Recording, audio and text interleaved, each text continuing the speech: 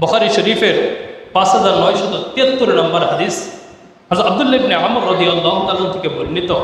তিনি বলেন, قال رسول الله صلى الله عليه وسلم إن من أكبر الكبائر أن يلعن الرجل والديه।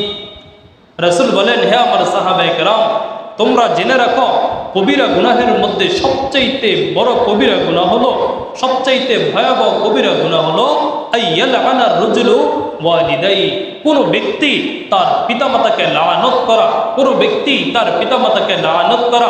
সাহাবায়ে কেরাম অবাক হয়ে গেলেন।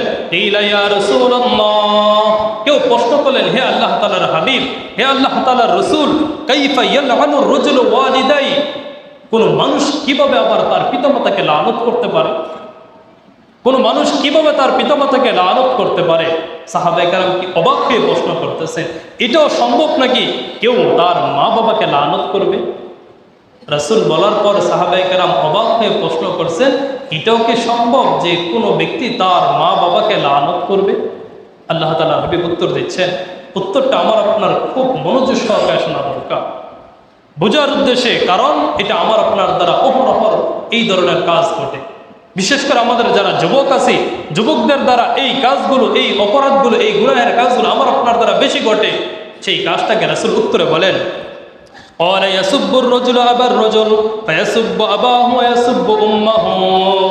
আল্লাহ তাআলার হাবিব বলেন, কোন ব্যক্তি যখন অপর ব্যক্তির পিতামাতাকে গালি দেয়, তাহলে যে ওই যে অপর ব্যক্তির পিতামাতাকে গালি দিল, এই অপর ব্যক্তির পিতামাতাকে গালি দেওয়ার মাধ্যমে ফায়াসুব্বু আবাহু ওয়া ইয়াসুব্বু উম্মাহু, সে কেমন যেন তার মাকে এবং তার পিতাকে গালি দেয়।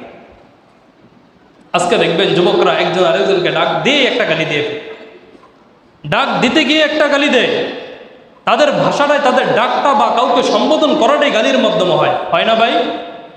একদম এমন গালি দেয় যা মুখে ব্যক্ত করার মতো না। এখানে যে আপনাদেরকে বলে শোনাবো, এটা বলার কি নেবে ভাষা নাই, এমন শব্দগুলো ব্যবহার করে।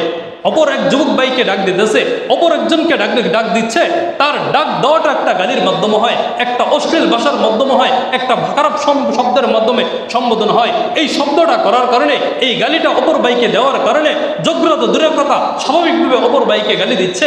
আর যোগ্যরার মাধ্যমে যদি আমি আর আপনি গালি দেই, আর যে কোনোভাবে আমি যদি অপর ভাইয়ের পিতামাতাকে গালি দেই, তাহলে এই গালির মাধ্যমে কাকে গালি দেওয়া হয় ভাই? আমার আপনার পিতামাতাকে গালি দেওয়া। আজকে ঝগড়ার মধ্যে কত শব্দ বলা হয়, কত নাপাক শব্দ বলা হয়, এটা আমার আপনার সকলেই কানে বাজে, আমি আর আপনার সকলেই শুনি, আমি আর আপনার সকলেই জানি আমার আপনার সমাজের পরিস্থিতিটা কেমন। সাহাবায়ে কেরাম অবাক হয়ে গেছেন, পিতামাতাকে আবার কিভাবে সন্তান লানত করে, পিতামাতাকে আবার কিভাবে সন্তান গালি দিতে পারে। আল্লাহ তাআলার হাবিব বলছেন, আরে হে আমার সাহাবায়ে কেরাম, তুমি তোমার পিতামাতাকে গালি না দিতে পারো, তুমি যদি অপরের পিতামাতাকে গালি দাও, তাহলে যে ওই যে অপরের পিতামাতাকে গালি দিলে, এটাই হলো ফায়াসুব্বু উম্মাহু ওয়া ইয়াসুব্বু আবাহু, তাহলে এটাই তোমার পিতাকে এবং তোমার মাকে গালি দাও। তাহলে কি আমরা অপরের পিতামাতাকে গালি দিব? আমরা সকলেই অপরের পিতামাতাকে গালি দেওয়া থেকে বিরত থাকবো। আল্লাহ তাআলা সকলকে আমল করার তৌফিক দান করে। সকল বলে আমিন।